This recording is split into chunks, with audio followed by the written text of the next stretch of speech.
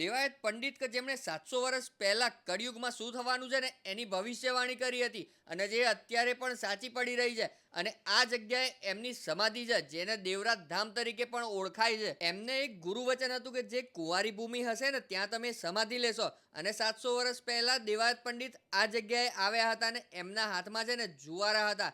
જુવારા જ્યાં જ્યાં નાખે ને ત્યાં ધાણી થઈને ફૂટી જતી હતી. અને એમને એમનું ગુરુ વચન યાદ આવ્યું એટલે જ અહીંયા સમાધિ લીધી. અને અહીંયા બીજી 17 સમાધિ છે. કહેવાય છે કે રામદેવજી મહારાજે દેવાયત પંડિતને કળશ આપ્યું હતું. એ કળશની પણ સ્થાપના અહીંયા કરવામાં આવી છે. બાકી છે ને આસપાસના 750 જેટલા ગામ છે કે જે આ જગ્યાને ગુરુગાદી તરીકે માને છે. અને હા, દર પૂનમ બીજે છે ને આ જગ્યાનું ખૂબ જ મહત્વ છે. હજારો લાખોની સંખ્યામાં લોકો આવે છે.